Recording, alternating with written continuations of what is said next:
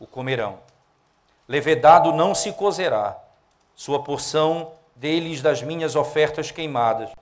Coisa santíssima é, como a oferta pelo pecado e a oferta pela culpa. Todo varão entre os filhos de Arão comerá da oferta de manjares.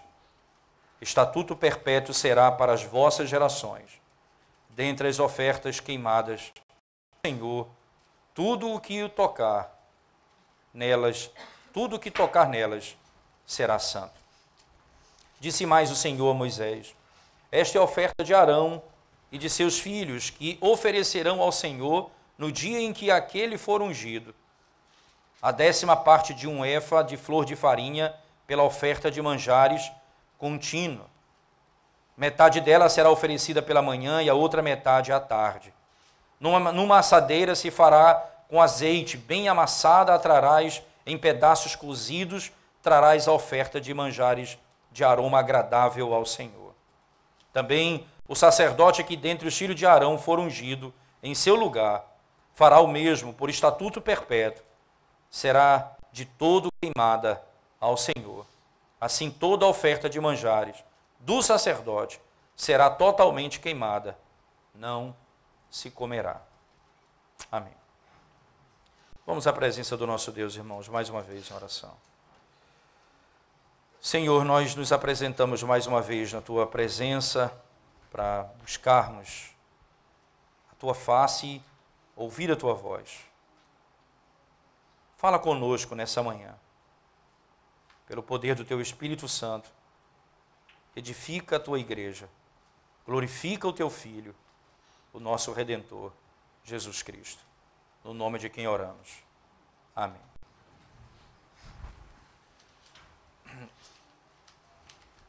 O sacerdote, ele tinha que lidar com alguns elementos santos dentro do santuário. A primeira parte dessa narrativa, que nós expomos domingo passado, do capítulo 6, no versículo 1 até o verso 7, do capítulo 6, verso 8 até o 13, que era acerca da lei do holocausto, ele foi instruído como lidar com fogo. Como lidar com fogo. Agora, ele vai ser instruído como lidar com o alimento que era trazido ao santuário. E depois, na última sessão, que vai do verso 24 até o capítulo 7, ao final, ele vai ser instruído como lidar com o sangue. Então, são 3 elementos que são usados no santuário, e domingo passado nós então ouvimos que não era permitido um fogo estranho, e o fogo que queimava no holocausto veio dos céus, e o papel do sacerdote então era manter aquele fogo, ele não poderia apagar. Nem outro fogo poderia ser aceso ali. Daí a razão pela qual, esse aqui é o pano de fundo para o que vai acontecer no capítulo 10, com a morte de Nadab e Abiú, que trarão para dentro do santuário um fogo estranho e serão então consumidos por Deus ali. Agora, eles são instruídos como manejar o alimento dentro do santuário, porque também era trazido o alimento como sacrifício ao Senhor. Entenda, e aqui a importância disso, há uma associação direta entre o sacrifício, chamado holocausto, e ao mesmo tempo o sacrifício de manjares, o grão, aquilo que era trazido do plantio. Então essas duas coisas estavam literalmente associadas. Uma das razões para isso é o fato de que essa era uma oferta de gratidão pelo pecado perdoado. E essa era uma relação direta trazida pelo sacerdote. Entretanto, não apenas gratidão, mas ao mesmo tempo era um aspecto da manifestação de fé, porque era um ato contínuo. Perceba que eles deveriam fazer isso continuamente. Perceba que diante dessa verdade, esse sacrifício não só apontava para a alegria e a gratidão de ter os nossos pecados perdoados, como também a manifestação da fé. Eles criam que os seus pecados foram perdoados. Isso era manifestado por meio da oferta que era trazida ao Senhor. Nesse aspecto, o sacerdote, então, ele passa agora é descrito como ele deve lidar com isso. Só para que você, que talvez não tenha acompanhado desde o início a exposição de Levítico, certo? O capítulo 2, por exemplo, ele vai falar do mesmo sacrifício. Perceba, a oferta de manjares, no capítulo 2. Só que essa oferta de manjares, no capítulo 2, é, assim como o holocausto do capítulo 1, é o papel do adorador em oferecer o sacrifício. Agora, no capítulo 6, verso 14, é o papel do sacerdote quando recebe o sacrifício. Então, um era como o adorador devia se portar, o outro era como o sacerdote ou Arão e seus filhos deveriam se portar diante do sacrifício. O que eles deveriam fazer? Ora, isso nos traz já uma reflexão imediata para nós. A religião bíblica, ela não é uma religião de segredos. É contado o que passa dentro dos lugares mais santos. As descrições são claras. A Bíblia não lida com segredos. Nós não temos uma religião oculta. Pelo contrário, uma das características da revelação bíblica é a palavra revelação. Quer dizer, Deus se torna conhecido, Ele está se dando a conhecer. Como que você vai conhecer a Deus se Ele não se der a conhecer? Nós não somos parte de uma seita secreta que tem verdades secretas que ninguém conhece. É desvendado os segredos. Os segredos são desvendados. Nós podemos olhar para eles. Podemos não apenas olhar para eles, como também entendê-los. Porque a própria Bíblia o explica. Esse é um outro elemento importante, uma aplicação importante já imediata diante dessa verdade. A verdade de Deus é conhecida porque Deus se dá a conhecer. Mas também ela é interpretada porque Deus a interpreta. Ele não deixa à mercê da nossa imaginação pensar o que significa aqueles elementos ali. Porque também existem as religiões ocultas e religiões que trazem alimentos para os seus deuses. Não pensem vocês que aqui eles estão trazendo alimento para Deus para matar a fome de Deus. Só para deixar bem claro isso, né? O livro dos Salmos, ele é dividido em 5 livros. Né? O livro todo dos Salmos, ele é dividido em 5 livros. O segundo livro dos Salmos, que contém a seção da confissão de pecado de Davi, Salmo 51, Salmo 50, um pouco antes, é um livro que lida com a interpretação dos levitas acerca dos seus trabalhos. O trabalho do salmista ali é descrever como se deve compreender a obra dos levitas. Por exemplo, se você abrir a palavra de Deus lá comigo, no Salmo de número 50, abra sua Bíblia comigo, por favor.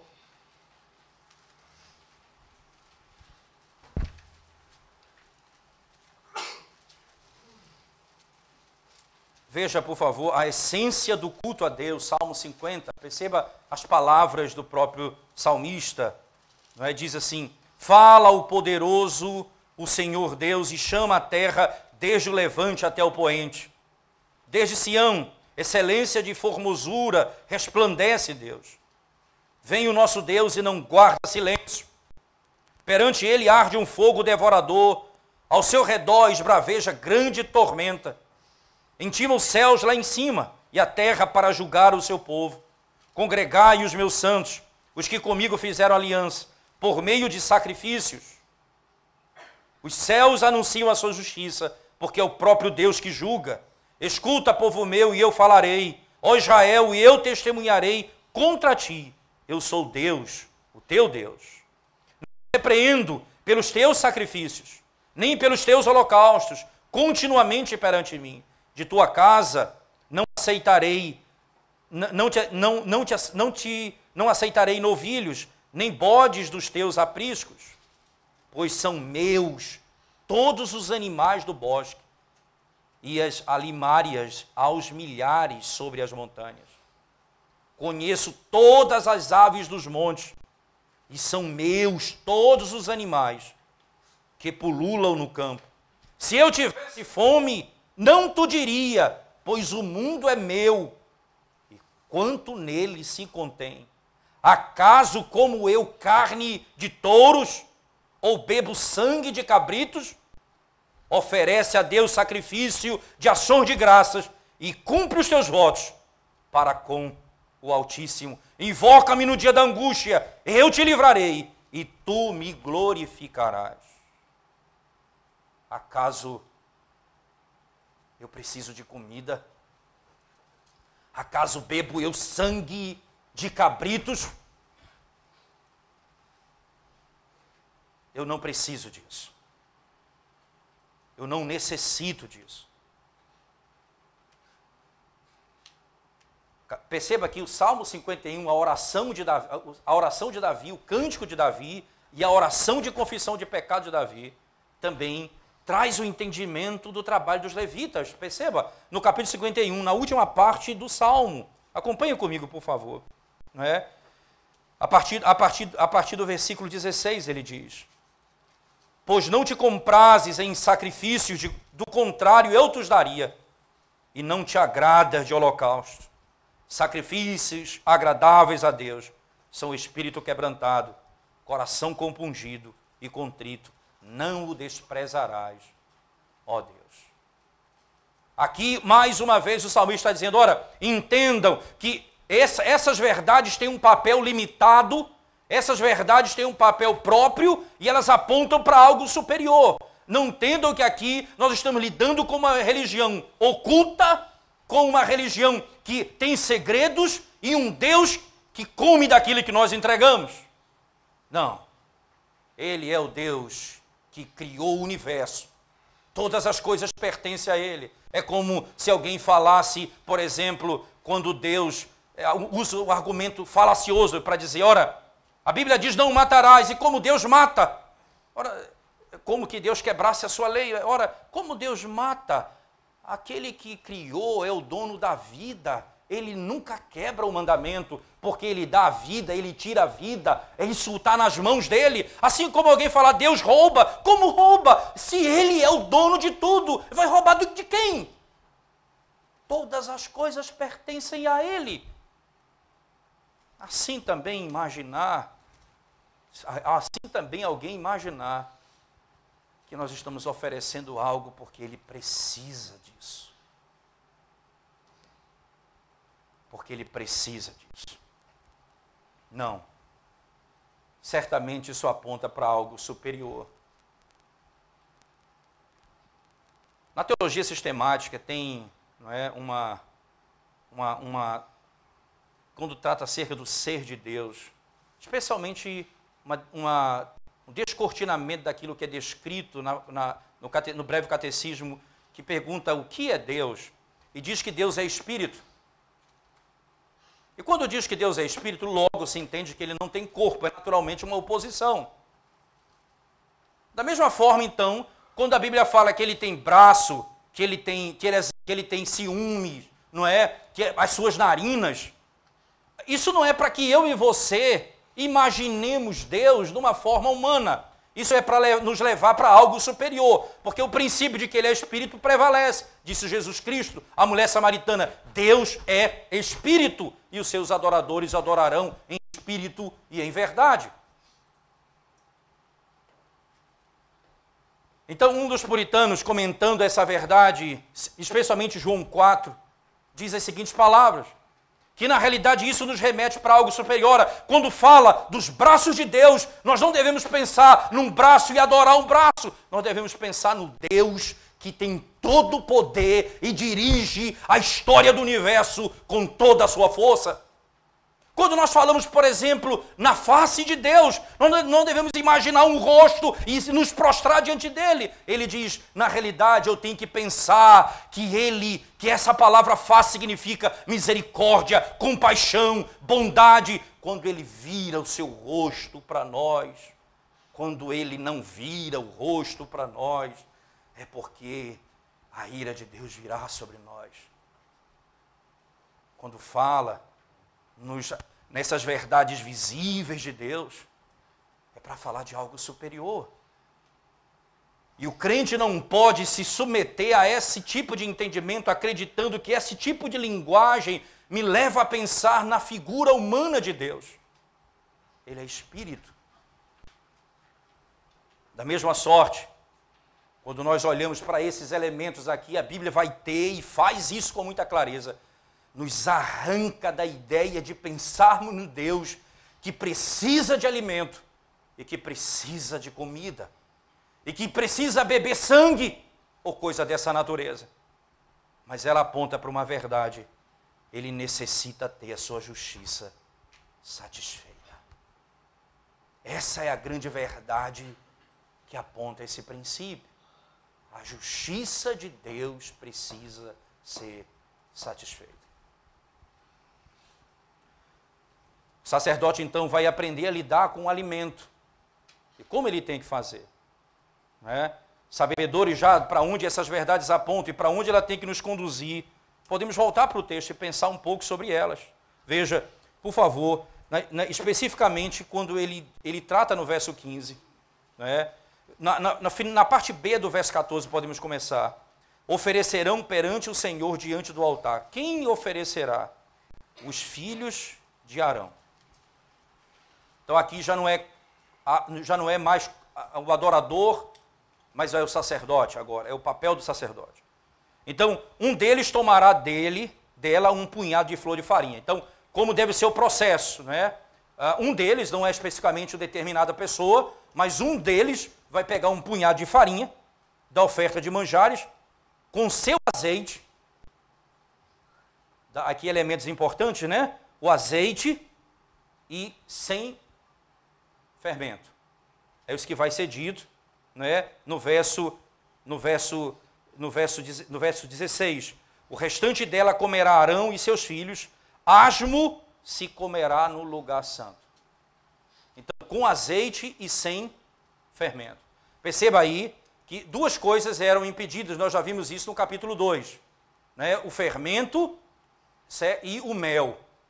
As duas coisas não eram possíveis de ser colocadas. Razão, porque essas duas coisas elas poderiam apodrecer e nada que pudesse decompor ou produzir podridão, porque aí a impureza, nenhuma impureza poderia estar diante de Deus. Essas coisas não poderiam pertencer. Da mesma forma, o azeite que representa a alegria, certo? Ele pertencia ao processo do sacrifício, mas o fermento era tirado. O fermento era tirado. Por que o fermento, então, era tirado? Como já falamos, o princípio é que o fermento ele produziria a ideia de algo que se decompõe, certo? Ele cresce e depois vai se decompor. Esse tipo de verdade aponta para um aspecto que já foi terminado lá em Êxodo, no capítulo 12. Quando Deus institui a festa da Páscoa, antes da libertação do cativeiro egípcio. Ele então estabelece a Páscoa e a festa dos pães asmos. E então eles iam comer pães sem o fermento. E a linguagem é sem o fermento dos egípcios. Sem o fermento dos egípcios. Essa verdade, como foi aplicada no Novo Testamento? Como o Novo Testamento aplica essa verdade? Perceba, em alguns lugares importantes que essa verdade é manifestada. Por exemplo, lá na primeira carta de Paulo aos Coríntios, no capítulo 5. Acompanhe comigo, por favor. Primeira carta de Paulo aos Coríntios, no capítulo 5.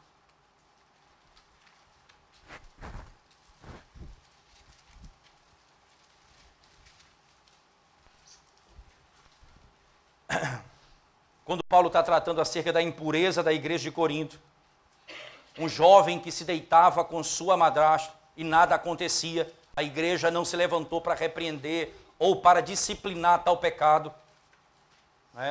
Aí Paulo então vem com esse argumento do pão. Perceba, no verso 6 ele diz: não é boa a vossa jactância, não sabeis que um pouco de fermento leveda a massa toda. Veja a imagem, certo? Um pouco de fermento contamina toda a massa. Não pode haver, no altar, não pode haver nada que contamine. Um pouquinho de fermento, toda a massa é afetada.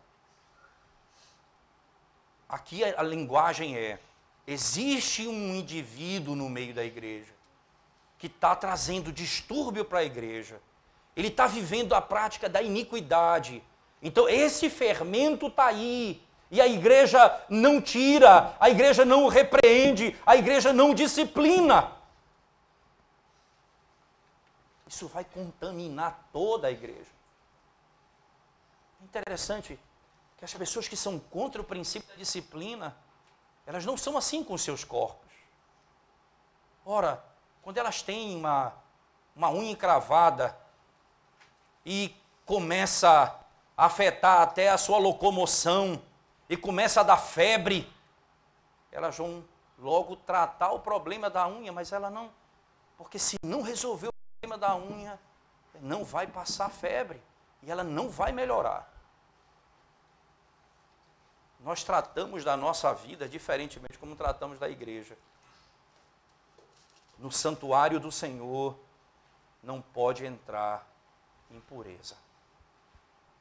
Não pode entrar impureza. É necessário que o pecado seja tirado do meio da igreja. E aqui o Senhor então diz, voltando ainda para 1 Coríntios 5, verso 7, veja as palavras do apóstolo Paulo: lançai fora o velho fermento, para que sejais nova massa, como sois de fato, sem fermento, pois também Cristo, nosso Cordeiro Pascal, foi imolado. Celebremos, por isso, a festa não com velho fermento, nem com o fermento da maldade e da malícia, e sim com os asmos da sinceridade e da verdade. Perceba, aqui os asmos estão associados, e aqui o fermento está associado. O fermento está associado à malícia e à maldade. E os asmos estão associados com sinceridade e a verdade. Ora, você vai apresentar um sacrifício e você, sacerdote, precisa zelar para que seja oferecido a Deus um sacrifício sincero e verdadeiro. Sem malícia e sem maldade.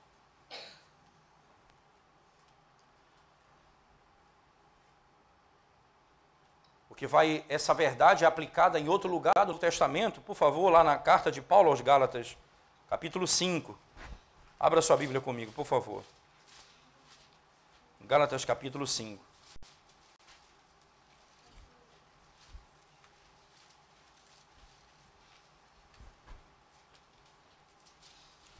Gálatas, capítulo 5, finalzinho do texto. Diz assim a palavra de Deus.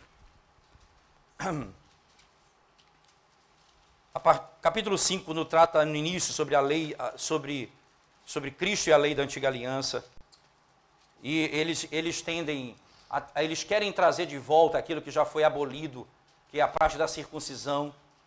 E Paulo diz assim, ora, se vocês se deixarem circuncidar, Cristo de nada vos aproveitará. Ora, se vocês quiserem viver pela lei da antiga aliança, vivam por ela. Se vocês querem andar na lei, vocês têm que andar nela 100%. Se você falhar um único momento, você está destruído. Por isso, quem quiser andar na lei, viva pela lei. O princípio é, nós somos salvos pela graça de Cristo, que cumpriu toda a lei. Aí vem a expressão de Paulo, por favor, versículo 7 do capítulo 5 da carta de Gálatas, ele diz: vós corrias bem, quem vos impediu de continuardes a obedecer à verdade? Esta persuasão não vem daquele que vos chama. Um pouco de fermento leveda toda a massa. Confio de vós no Senhor, que não alimentareis nenhum outro sentimento, mas aquele que vos perturba, seja ele quem for, sofrerá condenação.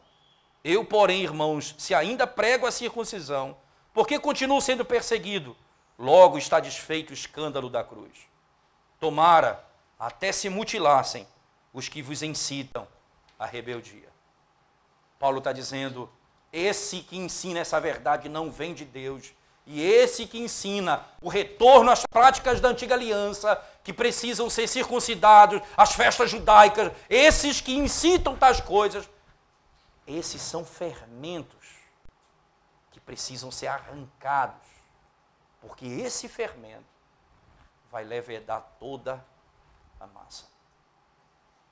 O Novo Testamento, então, aplicando os princípios de Levítico, vai nos ensinar de modo tão claro, irmãos, que nós não podemos oferecer ao Senhor um sacrifício com maldade e malícia, mas com sinceridade e verdade. As duas coisas precisam estar juntas. E o sacerdote então põe o azeite da alegria e tira o fermento da maldade e da malícia. Oferece um sacrifício ao Senhor. Esse aspecto do seu sacrifício, não é? No Novo Testamento também ele é esse elemento, ele tem uma aplicação importante. Perceba que há uma diferença interessante do verso 14 ao 18, do verso 19 a 23.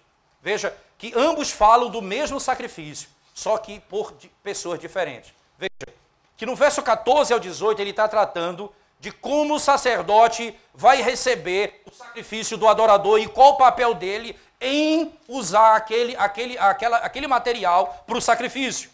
Como ele vai manejar o alimento. Já na segunda parte, não é o adorador que traz para ele, é ele oferecendo ao Senhor o mesmo sacrifício. É o mesmo sacrifício por óticas diferentes. Então, na primeira parte, você vai perceber, perceba que na primeira parte ele diz assim, verso 16, o restante dela comerão Arão e seus filhos.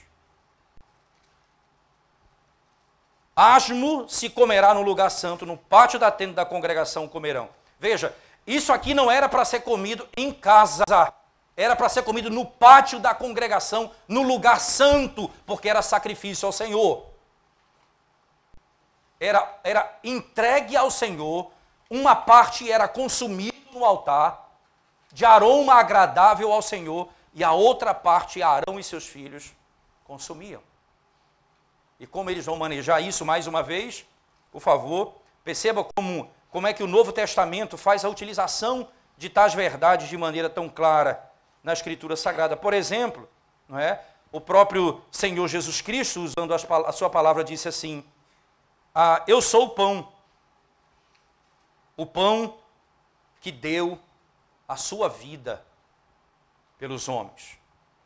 Entenda que lá em João, no capítulo 6, verso 51, ele diz, o pão que eu dou é a minha carne.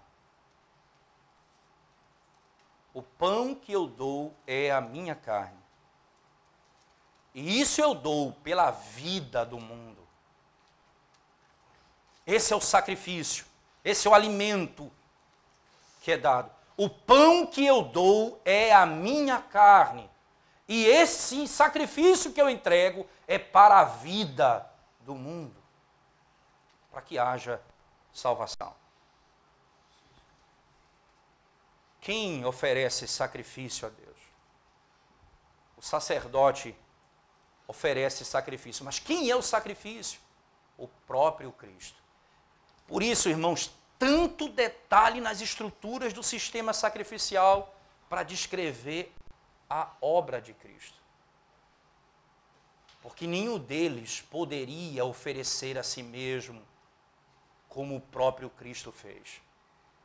Jesus é o sacerdote, Jesus é o sacrifício, Jesus é o sumo sacerdote, Jesus é o pão, é o alimento. Ele diz, eu ofereço o meu pão. E esse pão é a minha carne, para a vida daqueles que estão perdidos. Interessante, perceba que, dessa forma, o resto da oferta a Deus era queimado pelo fogo. O resto era queimado pelo fogo. Os sacerdotes, então, como já falamos, não adicionavam o fermento a eles, eram sem fermento, como diz a Escritura Sagrada, e associado à ideia da malícia e da maldade, eram retirados completamente. Mas, ao mesmo tempo, a Escritura nos ensina de que esses elementos eram trazidos para servir como alimento a Arão e aos seus filhos, aos sacerdotes. Interessante isso. A palavra de Deus no Evangelho de Mateus, capítulo 10, verso 10. Abra sua Bíblia comigo, por favor. Evangelho de Mateus, capítulo 10, verso 10.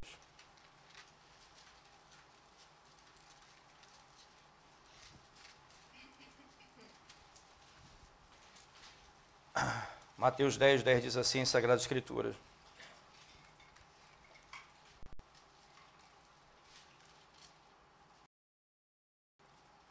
Podemos ler do verso 9 e 10, diz assim: não vos provereis de ouro, nem de prata, nem de cobre nos vossos cintos, nem de alforje para o caminho, nem de 2 túnicas, nem de sandálias, nem de bordão, porque digno é o trabalhador do seu alimento. Digno é o trabalhador do seu alimento. Isso aponta para um princípio tão importante.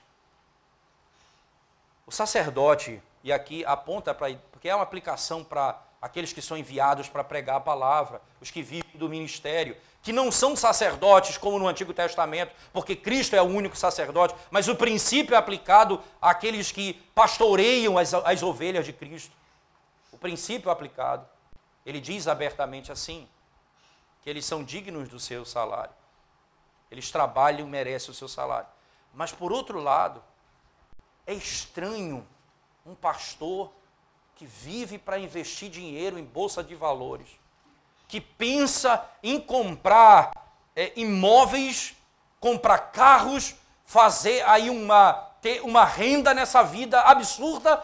É estranho imaginar que aquele que foi chamado por Deus tenha o coração colocado nas coisas desse mundo.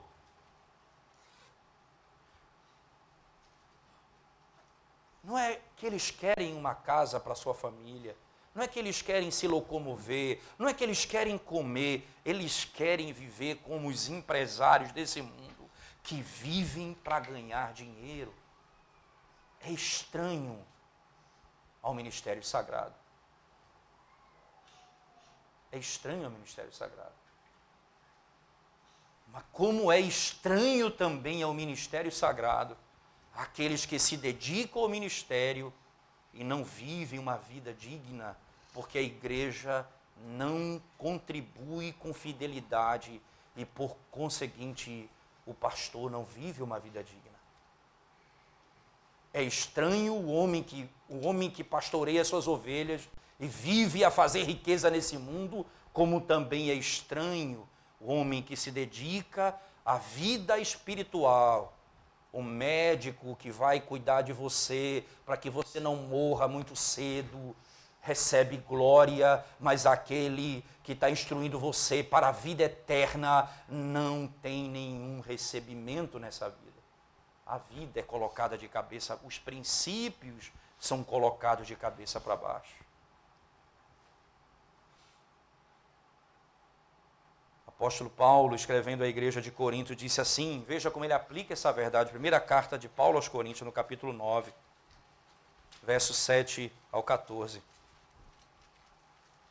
Veja a palavra de Deus, como essa verdade é aplicada. Capítulo 9, versos 7 a 14.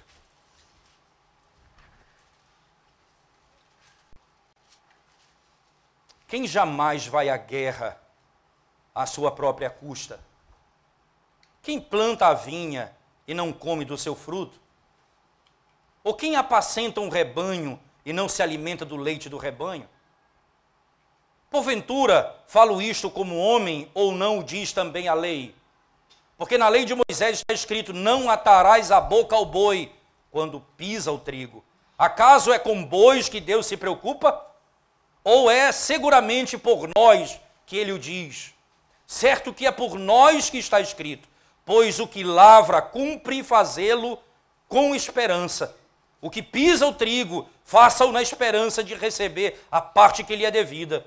Se nós vos semeamos as coisas espirituais, será muito recolhermos de vós bens materiais? Se os outros participam desse direito sobre vós, não temos nós em maior medida? Diz o apóstolo Paulo. Entretanto, não usamos desse direito.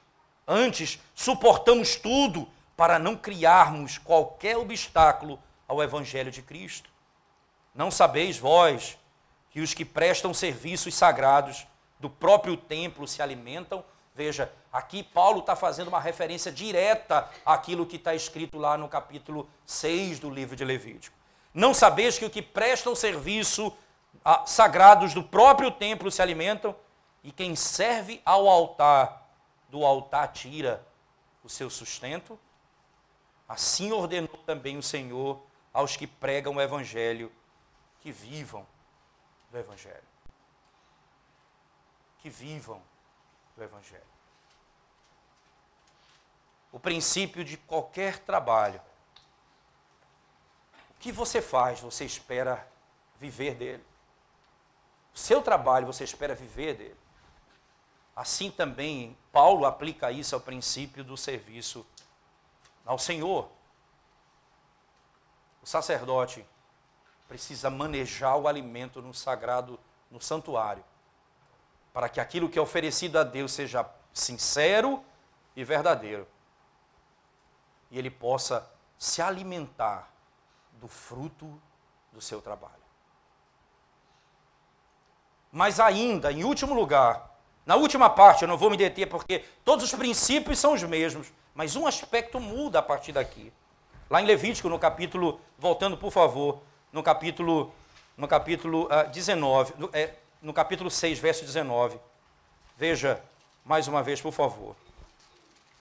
Perceba que a verdade é a mesma. Eu vou ler o texto do 19 em diante, mas o princípio é o mesmo. Disse mais o Senhor a Moisés: esta é a oferta de Arão e de seus filhos. Veja, aqui já não é a oferta do povo, é a oferta de Arão e seus filhos, que ofereceram ao Senhor no dia em que aquele for ungido. Então, aqui é quando ele for instalado, no dia em que ele for colocado como sacerdote, ungido por Deus para esse fim. A partir desse dia, ele oferecerá também oferta de manjares. Só que essa oferta de manjares, irmãos, né, ela vai ter as seguintes características. Ela vai ser oferecida pela manhã e à tarde e à noite. Mas o finalzinho do texto, né, vai mostrar claramente o que vai ser feito. Perceba, assim toda a oferta de manjares do sacerdote será totalmente queimada, não se comerá. O que ele oferece, ele não come daquilo que ele oferece. Em outras palavras, o sacerdote não é aquele que recebe o sacrifício. Quem recebe é Deus. Ele se alimenta do serviço, mas ele mesmo não pode se alimentar da sua própria oferta. Esse é o princípio que o Novo Testamento vai aplicar com tanta beleza, irmãos. Só há um sacerdote que não precisa oferecer sacrifício para si mesmo, que é Cristo Jesus, porque nunca cometeu pecado. Até mesmo o sacerdote que se alimentava dos sacrifícios, oferece sacrifício que não pode se alimentar deles. Jesus Cristo, o único que ofereceu sacrifício, sem precisar oferecer por si mesmo. Daí a razão pela qual esses homens nunca poderiam oferecer sacrifícios. Nunca poderiam oferecer sacrifícios pelos outros. Eles só podiam oferecer sacrifícios para si mesmos e, consequentemente, pelos outros, trazendo o animal à oferta como substituto do pecado do povo. Mas ele mesmo não poderia fazê-lo. A grande diferença está no fato de que o Senhor Jesus Cristo é o sacerdote que nunca cometeu pecado. Nunca cometeu pecado. Se nós olharmos, irmãos, dessa forma para as Sagradas Escrituras, nós podemos então ter uma consciência tão clara, como diz o autor da carta aos Hebreus, no capítulo 7. Eu queria que você abrisse comigo as Escrituras para nós fecharmos esse princípio. Hebreus capítulo 7, verso 26 a 27. O melhor comentário de Hebreus, o melhor comentário de Levíticos é a carta aos Hebreus. Né? Um bom comentário, o melhor comentário, não tenha dúvida que é a carta aos Hebreus. E o capítulo 7, então, vai explicar aquela sessão.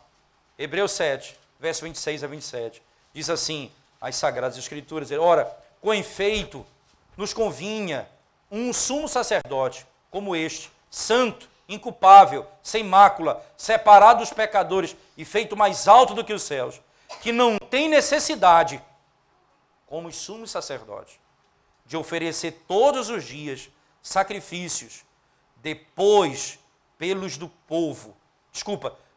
Oferecer todos os dias sacrifícios, primeiro por seus próprios pecados, depois pelos do povo, porque fez isto uma vez por todas, quando a si mesmo se ofereceu. Perceba, ele fez isso de uma vez por todas.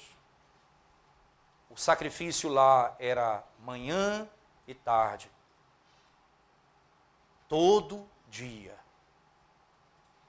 Rios de sangue, toneladas de alimento. Chegou Jesus. Uma única vez. Derramou o seu sangue. Ofereceu-se como alimento. O pão da vida. Uma única vez. E é suficiente para salvar o homem completamente por toda a eternidade. O sacerdote precisava de Deus, porque era pecador. Jesus Cristo nunca pecou e ofereceu uma vez por todas um sacrifício perfeito pelos nossos pecados. Alguns princípios importantes podemos extrair, certamente, depois de algumas aplicações já no meio do caminho da pregação. Mas alguns princípios importantes para a nossa vida podemos extrair dessa verdade. Primeiro, o cuidado quando oferecemos ao Senhor um culto a Ele. Sincero, verdadeiro, sem maldade, sem malícia. A sinceridade não implica em que Deus recebe o nosso culto, porque podemos ser sinceros, mas não verdadeiros. Ora, nós falamos assim, aqueles que estão ali nas paradas dos ônibus, ou até mesmo ali nos sinais de trânsito, pedindo ajuda aos pobres, naquelas sacolinhas com o pedido de alimentos ali, a campanha do quilo. Coisa interessante aquilo. Eles são sinceros com aquilo que eles estão fazendo, com a fé que eles têm. Eles acreditam piamente naquilo. Só que a sinceridade não me salva. Tem que ser sincero e verdadeiro. E a verdade, irmãos, é fazer aquilo que Deus manda, não aquilo que está de acordo com o que eu entendo. Precisa ser sincero, mas precisa ser verdadeiro.